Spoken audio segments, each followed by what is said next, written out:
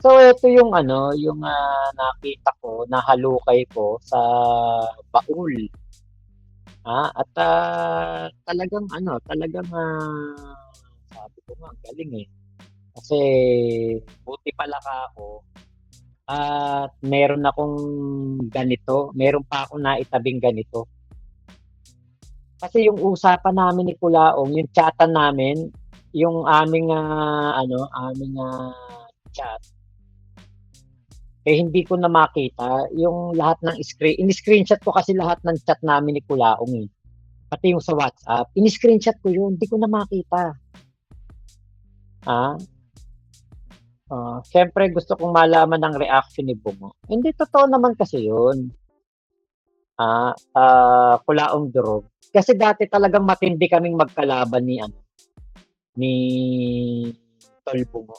As in talagang kami talaga, eh, mga mortal enemy talaga kami dati. Talagang basagan talaga kami. Kaya nga umabot sa punto na ano, eh, na ano, eh, na nagkaanuhan pa kami copyright strike. Ginanon ko dati si Tol Bungo kasi ano, eh, labanan talaga matindi. Pati si Tol Jojo kinopyright din yan si Tol Bungo, yun ang alam ko, eh. Kaya nga parang muntik ng masara yung channel dati ni Tol Bungo. Pero yun, mga pinagsisisihan ko na yung mga pagkakataon na yun. Kasi ano, eh, talagang bago pa lang ako sa mundo ng ano nun, eh, ng toxican. Hindi pa ako marunong mang-toxic noon, eh. Kaya ako, nung binabanatan nila ako, ang gusto ko mang-copyright ng mang-copyright. Magka-nadaan na kayo, Mac? Eh, ano po siguro, bukas na. Oo, wala nang ano, wala nang bus, eh. Okay po, salamat, silent viewer. Ay, mali pala ako. Ito palang si Kulaong Durog pala, hinahanap ko siya kanina kay Bungo. Oh, yun pala yun. Big Mama. Si Bungo daw unang nakipagkaibigan sa'yo, Boss Mac, sabi niya sa live niya kanina. Oh, ito nga nakakatuwa, eh, kasi kita mo, kami nila Boss Mike. Yan talaga, mortal na kaaway ko dati, si Boss Mike saka si Takeru. Si Bungo ko, medyo ano lang, eh, second ano na lang, hindi ko siya priority nun, eh. Ang talagang kalaban ko si Takeru.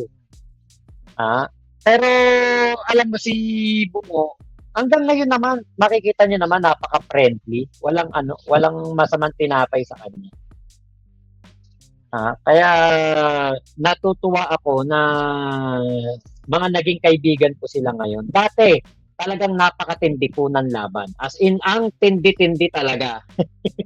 Pinakamatinding laban talaga ng SOCMED noon. Panahon pa ng pandemya yon. Tapos, syempre, walang ginagawa mga tao, nakatutok lang sa amin.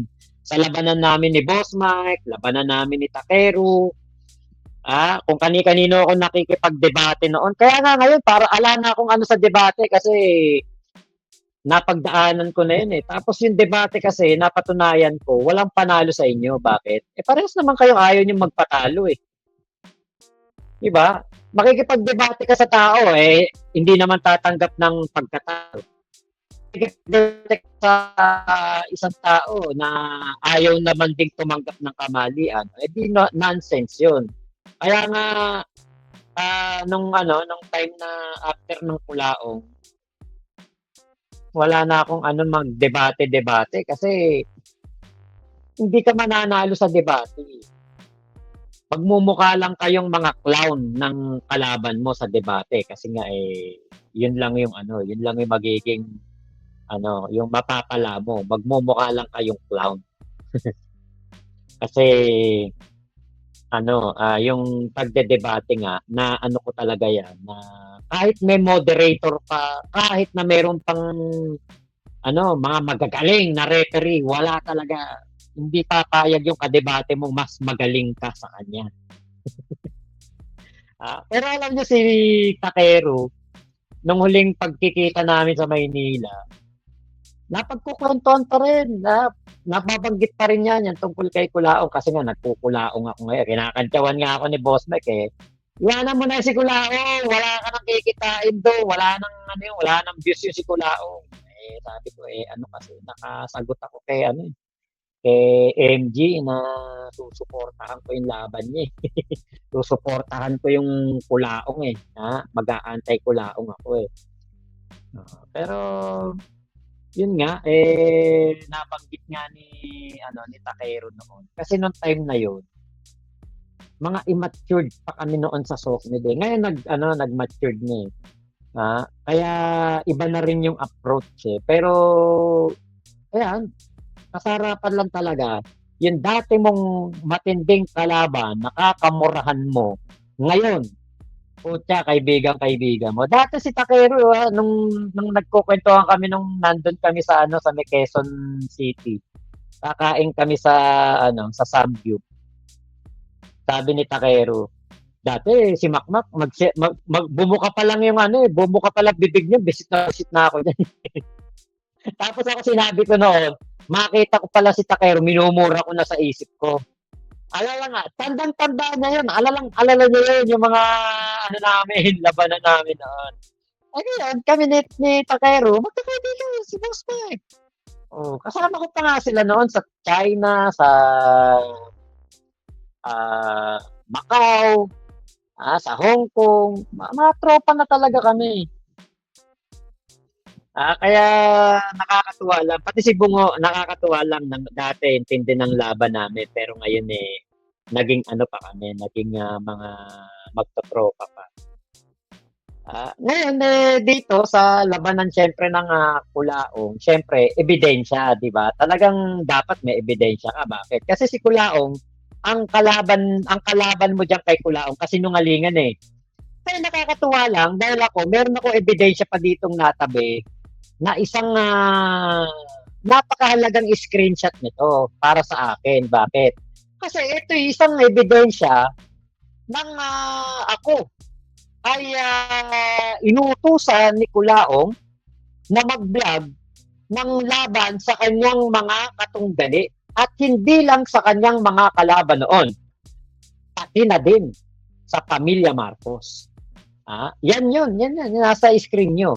Pero before natin i-play yan, meron akong i-play munang isang video na hindi ko alam na ako pala yung nasama dito sa vlog ni supporting dito sa vlog ni AC. Nakakatuwa lang. Nakita ko to sa Blue Up. Dumaan lang sa akin. Actually, wala akong kamalay-malay, eh. Kasi ito, naumpisahan ko to. Ang title nito kay AC, alam ko si Manny Pacquiao yung naka-thumbnail dito, eh. Yung ang mga biktima ni Norman Mangusin ba o ni Francis Leo Marcos, ganun yata yung nakalagay dun sa kanyang thumbnail. Hindi ko natapos panoorin. Nanonood ako kay AC, pero itong video na to, hindi ko natapos. Kasi hindi ko alam kung hanggang saan ko lang siya napanood. Tapos, nakalimutan ko na siyang ipagpatuloy na panoorin. Kasi, bihira lang naman mag-upload si AC. Pero, nakakatuwa kasi yung mga video nito. Maganda pagkakagawa. Talagang magaling tong si AC. Ngayon, panoorin muna natin. Kasi ito, kumbaga, ito yung istorya. Ilang minuto lang naman yung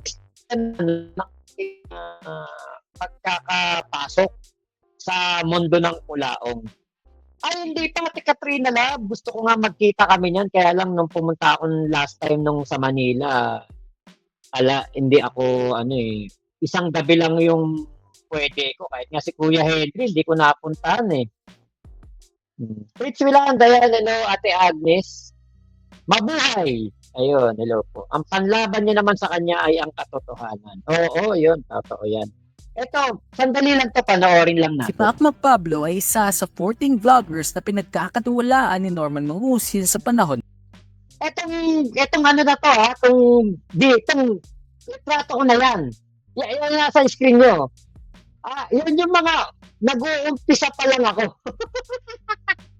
Nag-uumpisa pa lang ako mag-vlog dyan. Ayun, at ayon pa sa kanya, siya daw ang kanyang number 1 vlogger. Sa panahong ito, sobrang init pa ng kanyang pangalan at halos sa bawat sulok ng internet ay nandoon si Mac Pablo para protektahan ang pangalan ni Norman dahil para sa kanya, totoo ang mga pagtulong na ginagawa nito sa mga mamamayang Pilipino. Ngunit habang tumatagal, dahil sa mga bagay na ginagawa ni Norman at mga pinagsasabi ng mga tao tungkol sa kanya, parang nagiging question na din ito kay Mac Pablo na baka totoo talaga ang sinasabi ng mga bashers na ito. Baka mamaya totoo itong sinasabi ng mga basher. Nag-question ka rin, oo. Oo, nag-question na ako. Tapos yung yung mga kamag-anak ko hindi na ako kinakausap. Parang Ayaw nga pala. teka, parang wala akong kasama. Parang alam mo yung parang ang naging pamilya ko na lang, parang naging tropa ko na lang, 14 vloggers, yung mga grupo namin ng mga vloggers noon. Kaya para protektahan ang kanyang sarili, napagpasya nitong vlog at screen record ang bawat conversation nilang dalawa ni Norman at para ma-record na din ang mga pinagsasabi ng tao na ito habang nag-uusap sila sa Messenger. Parang may nagtutulak sa akin. Kada tawag ni FLM, nire-record ko na. Oh. Ini-screen record ko. Oo, kasi parang vigilant na ako. Parang naging vigilant na ako. Parang sabi ko, teka, nasa kulungan na to. Baka mamaya sumabit ako dito. Oo, Tapos- tama ha. Tama yun. Yun. Bawal Kasi yun. po- Bawal yun. Oo. Hanggang sa dumating ang panahon na hindi na pagtulong at humanitarian ang sinasabi nito kay Mac Pablo, kundi inuutusan na niya ito na banatan daw ang judge na may hawak na kanyang kaso. Hindi lamang din daw Yun, totoo yun ha. May audio recording yan ha. Banatan yung judge. Tapos mamaya, pati yung sa kila PBBM. ito isang beses nangyari. Dahil pati na rin ang mga tao na gusto nitong kalabanin ay inuutusan na Ayan nakikipagdebate ko niya kay DJ Yui. sila na siraan daw ito. Inuutosan na ako ni FLM na banatan yung judge na may hawak ng kaso niya. Yung pangalan, pinababanatan niya. Yung anak niya, hindi nakagraduate ng ganito. Bobo kasi, mga ganun. Tapos meron pa siyang pinababanatan nun, asawa ng pulis. Ang dami niyang pinapabanatan sa akin kasi nga ako na number 1 vlogger niya. Saka siguro, eto, kung ano sabi ko kay Makmak, gagawin ito yun. Sa panahon pa lamang na inuutusan na silang banatan ang mga tao na gustong makalaban ni Norman, tiyak nakaduda-duda na ang mga ginagalaw nito. Ngunit naging mas kaduda-duda pa ito nung tinanong na niya si Mac Pablo kung magkano daw sinasahod nito sa YouTube. Sabi niya sa akin, ikaw Mac, ilang sako ng bigas ang kaya mo? Sabi niya sa akin, magkano ba yung kinikita ng YouTube mo ngayon? Yun. Sabi ko, oo. Hindi ko sinabi kung magkano yung talagang Oo, kita ko. siyempre. Sabi ko, boss, ganito lang, mahina lang, boss. Marami rin kasi, ako kasi breadwinner sa amin. Sabi niya, sige, kung magkano lang yung kaya mo, ibigay. Ipadala mo kay Dong Batalan. Bakit? Ba't kanya hinihingian? Yun nga di ba? Bakit ako hinihingian? Talagang questionable nga na ang isang trilyonaryo ay magpapaambag pa ng pera sa ibang mga tao. Kaya dumating ang araw nung di natuloy ang pangako ni Norman na magbibigay daw ito ng 1,000,000 bigas na pagpasyahan na ng mga vloggers nito na tumigil na sa pag-support sa kanya. Pagdating ko doon, ang dami. Dami sa GC. 14 na kami sa GC. Hindi na sinabi nila sa akin yung problema. Sabi, Mac, ito kasi ang problema. Napag-desisyon na namin na aalis na kami ng suporta kay FLM. Bakit naman? Pare, wag naman ganun. Ba't ganyan? Ano ba problema? Hindi kasi pinaliwanag na nila. Nahalata na namin parang pineperahan tayo ni FLM. Yung iba kasi na mga vlogger sumahod sa YouTube, nagbigay ng pera kay Ayun. FLM. Si Jake Magnus yun. Isa yan. So, nagbigay ng mismong sarili niyang pera, sinahod niya sa YouTube. Binigay niya sa tao. Talaga, parang, di ko alam, di ko sure kung mga 20K ba yata binigay ni Jake Magnus. Actually, halos lahat naman yata kami nagbigay kay Kulaong ng mga out of our own pocket talaga. Bukod yung mga nakulimpat ni Kulaong o na mga nagbigay kay Kulaong na mga OFW, mga mamis, nagbigay din kami na mga vlogger sa sarili naming sahod. Tumapyas kami doon, binigay namin kay Kulaong. Ang payat mo doon, Mac, sa interview ni MG sa'yo. Talaga ba? Ngayon kasi, parang ang taba-taba. Kasi liit ng damit ko Actually, kapag ako tumayo, makikita niyo yung crop top. Naku. Tapos hindi natuloy. Sasama na ako. Aalis na tayo. Pucha, sabi ko sa'yo. Sila lahat nun, ang saya-saya nila. Doon na nabuo. 14 vloggers against Mangusin. Ngunit imbes na pasalamatan ng mga vloggers na ito kasi dahil sa kanila nagkaroon ng libo-libong mga audience sa kanyang YouTube channel, kabaliktaran na pa siyang gawin ni Norman Mangusin. At sa isang live stream nito, kaliwat kanan ng pagmumura at pagtapo ng mga grave threats patungo sa kanila dahil lamang sa pagtigil ng kanilang suporta. Puchay, papadukot daw ako. Yun ang sinabi. Papadukot kami. Lahat kami. Alam namin ang mga address nyo kahit nasa bansa kayo. Alam namin ang mga pamilya nyo dito sa Pilipinas kung nasan kayo. Wow. Siyempre, parang ako, nag-ano sa akin, flashback sa akin, pucha, ang bait ko dito sa tao na to. Sinunod ko lahat ng sinabi nito. Tapos, ganun pa ibabalik sa amin. Kaya dahil nga sa mga grave threats na ito, buti na lamang at naisipan ng mga vloggers na ito na gumanti sa kanya. At dahil sa kanilang reach, mga audience na sumusuporta sa kanila, sa loob lamang ng 1 minuto, ang 1 million subscribers na YouTube channel ni Norman Mangusin ay bigla na lamang na takedown. Pumasok na ngayon sa mga isipan namin, yung kademonyohan ni Kulaong, tumbasan namin ang mas demonyo. Tutumbasan namin, tatapatan namin ang kademonyohan niya. Sinunog ko yung channel. Kasama ko ang 40, lahat kami 14 vloggers sa GC. At iba pang mga kasama Live namin. yun? Naka-live yun? Live! On the spot, parang 1 minute pa lang shut down yung channel ni Kulaong, ni FLM. Wala na siyang YouTube channel. Ayun. Oo, ano nga talaga, payat nga ako dati. Teka, ano ba nangyari? Si Mac Pablo Yan, eto dito, yan, payat ako. Kulat ka ako. Pagkita ko ako to pagkita ko ako to Kasi etong mismong background, yung aking bibidyohan na yan, dun yan sa hostel. Sa trabaho namin yan. Tapos after work, nagla-live pa ako. After work, nagla-live, nag-content, ganyan, kung ano lang maisip ko na, yung ganit ako nakakuha pa ni AC. Kaya sabi ko nga kay AC, nag-comment ako doon, kasama pala ako dito sa video na to. Salamat ka ako. Sunog talaga, Fritz Wieland. Naku, talagang trending na trending noon yun. Paanong sinunog? Isang malaking sikreto po. Ate Agnes, grabe ang mga pananakot sa'yo, mabuti nakawala kay Nerds. Oo, kasi nung lumalis nga kami, hindi man aminin ni Kulaong, matindi po talaga yung dagok nung na yon, nung pangyayari na yon sa pag-alis namin kay Kulaong. Paano ka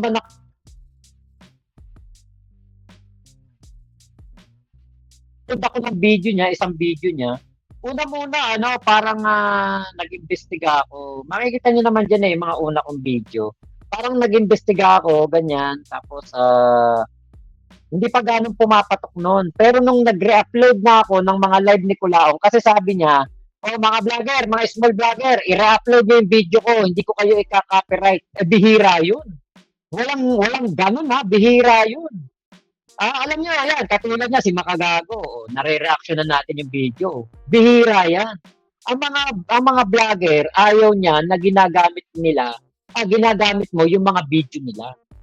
Kita niyo, thankful ako kay Makagago kasi mabait si Makagago. Kahit na nire-reaction na natin yung video niya, okay lang sa kanya. Kasi mayroong vlogger na pag nakitang ginamit yung video niya ng copyright, o kaya aanuhin ka, ipopost ka, sasabihin na ganito, ganyan. Kahit na meron, kasi dito sa YouTube, meron tinatawag na na pair, tawag doon? Pair use. Pair use agreement, parang gano'n, na kung sakali na merong ibang vlogger gamitin yung video mo, okay lang ba? Parang gano'n. Parang okay lang ba sa'yo? Parang meron talagang yan na sa YouTube. Kaya, nung time na yon, in-upload ko yung video ni Kulaong. 10 minutes lang yun. Pucha, ano, parang ang dami kaagad views. Basta in-upload ko ng madaling araw, paggising ko kinabukasan, ang laki. Ang laki ng views talaga. Magmi-million na. Isang buong araw lang, magmi-million na. Eh di, ngayon, nanood ulit ako ng live ni Kulaong nung gabi, nagre-upload ulit ako ng madaling araw. Aba, putya, ayan, pumutok ng pumutok yung channel. Pandemya yun. Kasabayan ng pandemya yun. Yung, ano na yun, alam ko lockdown na yata nun Malaysia nung nagkulaong ako eh. Ayun na, sinunod-sunod ko na pag-upload. Hanggang meron ako mga video ni Kulaong, 5 million views, 2 million. Pangkaraniwan nga nun, video ko kay Kulaong, 300,000, 500,000, 1,000,000. Kaya ang laki ng kinita ko nun, tas hindi pa ako nun marunong maglagay ng mga ads. Hindi pa ako marunong nun. Ang ads ko nun, umpisa sa kakatapusan lang. Hindi pa ako marunong maglagay nun ng mga ads sa gitna. Kaya, hindi, kumbaga dapat malaki yung yung naging ko. Naging kita ko pa daw nun kung marunong ako nun. Tapos, nanonood ako ng live ni Kulaong, nagpa-shoutout ako, na-shoutout ako.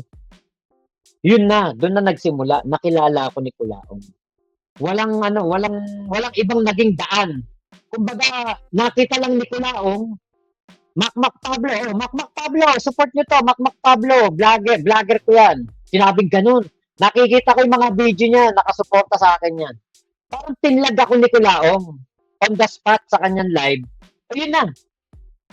Talagang, putya, umano talaga yung channel ko nun. Kumbaga, ginalingan ko talaga.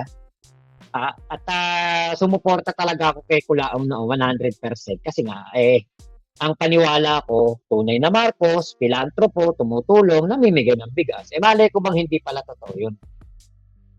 Ayun. Sino nag-recruit sa'yo? Si Yama ba? Hindi. Wala po. Wala. Hindi po. Akala ko na-recruit kayo ni Yama para maging vlogger. Hindi po. Pinakontak ako kay Yama. Si Kulaong din nagsabi nun. Yama, ano mo to? Tapos inad na ako ni Yama, inano na ako sa FB. Pero hindi kami dumaan kay Yama. Ako pala, hindi ako dumaan kay Yama. Na si Kulaong mismo nakakita sa akin. Kasi sabi ni Kulaong, nanonood siya sa akin. Kasi nagre-reaction video ko sa kanya. Iloy, Macros. Ayan, hello po. Kuya Edison, Boss Mac, matindi nga pala gante nyo, sinunog nyo channel. Oo, perwisyo eh. Grabe naman, 1 minute lang, shutdown na ang channel ni Kulaong. Possible ba yon? Maybe 1 hour? Kulaong durog? Pag kinuwento ko sa'yo, baka maniwala ka. Kasi hindi ko pwedeng isiwalat kung ano ginawa namin dun eh. Kuya G, hello po. Ayan, Ate Jonah. Nagustuhan mo ba, Ate Jonah, outfit ko? Actually, ano na to eh. Crop top na sa akin to eh. Akin ba si Ate Michelle?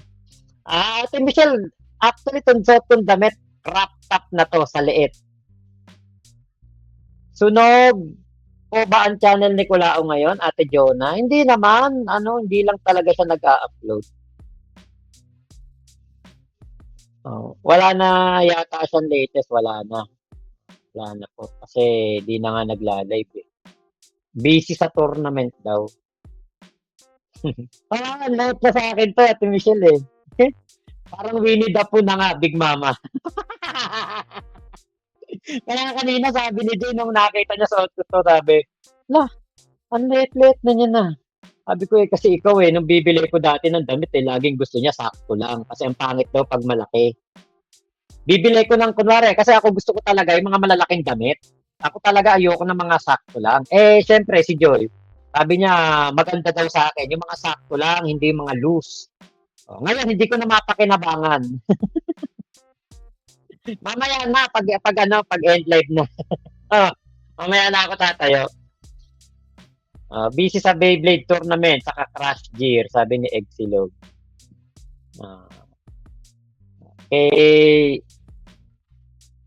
Ayan di mo na birthday dito sa Pinas, Kuya Elmer. Pwede ka na daw asarin ni Kuya Henry. So ngayon na ito,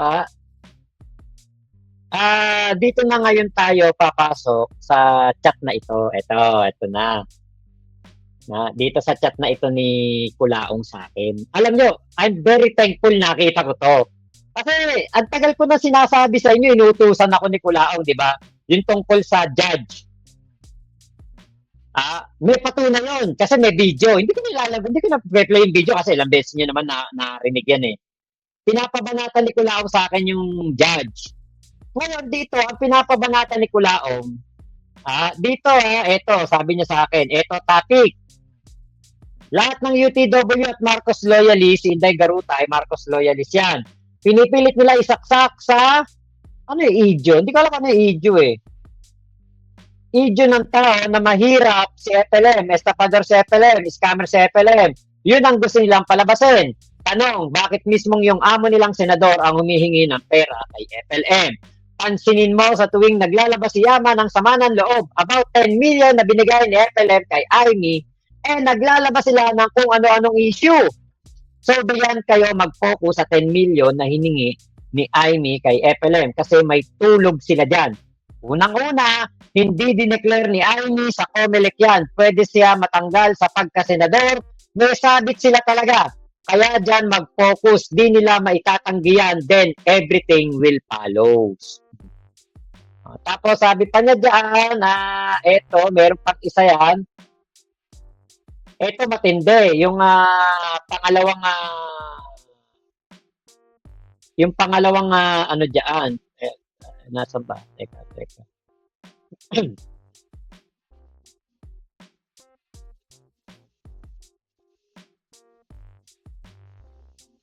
Meron pang pangalawa yan eh.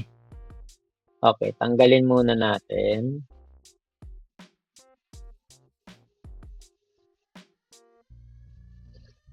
Medyo maliit lang talaga yung yung fonts, yung sulat. Pero ano ko na lang po,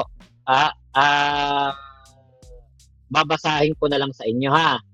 Ito yung pangalawa na nakalagay dyan dun sa chat. Ang sabi dito, mag-focus sa topic na ang mga Marcos kay FLM humihingi ng pera. Hindi nila madedepensahan yan. Ultimo birthday ni Imelda Marcos, si FLM pa gumagastos at pati yung mga timba na pinamigay sa Inares Complex, FLM lahat gumastos. Kaya mahirap depensahan yun. Araw-arawin nyo yan at piliting pasagutin si Amy or kahit sino sa kanila para lalo silang matauhan. Battle of the Twister ang ginagawa nila. So, focus tayo sa katotohanan. Di nila kayang depensahan yan. Battle of the Twister? Araw-araw maglabas ka ng vlog about it. Kahit 10 minutes vlog lang, pilitin silang sumagot, dyan lang i-focus ang issue. Siguradong kahon mga yan. Sabi ko nga, okay po, sige po, may reaction video po ako sa live ni Inday. Sinabi ko doon, may kapanalig kayo na kamag-anak ng Marcos. Ayan, yan yung sumunod dyan. So yan po yung nahalungkat ko sa baul. Buti na lang talaga, meron tayong screenshot na naitabi. Kasi yung karamihan ng mga screenshot ko talaga, hindi ko makita. Alam ko, in-screenshot ko yun eh. Lahat ng chat ni Kulaong sa WhatsApp, lahat ng chat ni Kulaong sa Messenger, pati sa Telegram yata yun noon. Oo, Telegram yata yun. Inano ko talaga, in-screenshot ko, kaya lang hindi ko na makita. Kaya po, eto, blessing in disguise, nung kaninang naghahanap ako ng mga video at litrato ni Kulaong, natalisod ko to. Ayan. Tunay talagang nagbigay si Kulaong kay Amy o gawa-gawa lang. Gawa-gawa lang po. Kasi hindi talaga totoo na si Kulaong ang nagbigay. Ang alam ko ang nagbigay, si Bernard Chong. Ayan. Okay. Ate Michelle, mamaya. Talagang Winnie the Pooh na to. Parang kabuwanan na eh. Ang laki ng tiyan eh. Kaya ito, katibayan na si Kulaong talaga po ay nag-uutos sa amin, sa akin, na mga vlogger para kalabanin yung kanyang mga kalaban sa sa SOCMED, mga kalaban sa sa vlogs, ang dami niyang kasing kalaban noon kaya po ginamit talaga kami ni Kulaong. Kaya po kung meron mang meron mga recording talagang mabuti na lang talaga at dumating yan. Eto pa isa. Galing na buhay niya. Bumagsak yung anak nun sa bar exam. Pinasa nga po ni, nag-ano nga po Kasi sa akin si Attorney Abraham Espejo ng yung report nga po nung sa kaso niya. Biruin mo, iisa lang ang witness, denied ako. Tinrank niya yung 5, yung isa denied niya. Yung Consuelo de Bobo, di ba? Mm. Foul. Sobrang foul. Ngayon, hindi na tayo mananahimik. Bombahan Bombahan po. na ba? Sige po. Go signal nyo lang po naman hinihintay ko eh. Sasabihin ko na rin po sa iba. Araw-arawin niyo yan. Hindi tayo titigil hanggat nakakamta ng katarungan. As in, araw-araw. Opo. Bubulabugin niyo yan. Lahat. Opo. Sige po. Ayos po. Walang aran, ganun. Opo. Kahit po yung pwedeng, ang hindi lang po yata pwede sabihin yung pangalan nung complainant. Pero yung pong kunwari, yung mga nangyayari sa kumbaga parang yung pang-aagrabyado nila, pwede po. Pwede, birahin nyo na. Sige po. Birahin nyo na. Opo. Galing po kami sa bundok eh. Yung Will Macario. Wala po akong signal kagabi kaya hindi ako nakapag-live eh. Birahin nyo na yung Will Macario. Sige po. Birahin nyo na yung isang nasira-sira yung statement na naglabas pa ng picture ko tapos hindi naman mga ganun. Opo, sige po. Basta yung judge lang ang bakbakan. Opo. Sige po. Natakot ba to o nabayaran to ng mga NBI o natakot ba to ng mga NBI, ganun. Opo, sige po.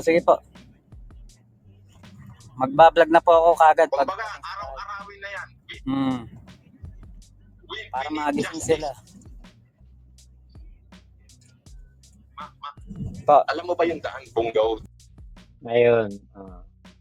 Siyempre Ate Jonah, puro opo ako noon. Idol ko noon niya si Kulaong eh.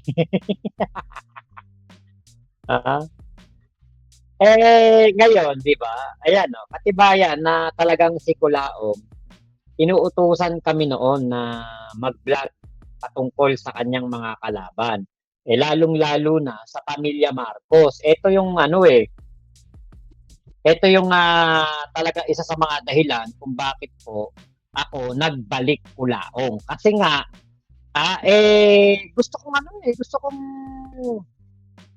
maiparating talaga sa ating Pangulo na etong si Kulaong, ginagamit talaga sila ng mga pamilya Marcos. Araw-araw silang ginagamit. Araw-araw silang idinadamay sa katarantaduhan nila ni Kulaong. Araw-araw silang dinadamay sa katarantaduhan ni Kulaong. Katarantaduhan ni Kulaong araw-araw. Kasi nga, nagpapanggap na Marcos, di ba? Kaya yun po yung aking isa sa mga adhikain na sana nga, itong ating sinusubaybayan na si Kulaong, sana one of these days, di ba, mapansin ng Malacanang na malaking perwisyo talaga to si Kulaong sa buhay ng mga Marcos. Dahil habang ito'y nagpapanggap na Marcos, habang ito'y dinidikit ang pangalan sa mga Marcos, lalo pa pinapakita mga litratong magkasama sila ni PBBM, kasama sila ni Amy, magkasama sila ni Lady, di ba? Malaking kasiraan yan sa ating Pangulo. Noon palagi ka tinatawagan at kilalang kilala ka Makmak. Makmak ng Makmak ngayon, di ka na kilala. At jablo ka na sa kanya. Grabe, pag wala ka ng pakinabang, wala ka na, di ka na kilala. Nagka-amnesia na agad. Kaya nga po delikado yan si Alex the Skywalker kay Kulaong. Ako, delikado yan. Kasi pwedeng sabihin ni Kulaong, hindi niya kilala yung mga yan sa mga darating na araw Pwede niya sabihin na nabudol pa siya ni Alex. Diba? Ganon ang niya. Doon siya sa BJMP magpanginoon. Oo, malapit na yan. dito. So maraming salamat po ha. Ingat po kayo. Nasaan mang panig kayo ng mundo. Momo, chup chup. Love you, love you. God bless us all. Pilipinas. God first.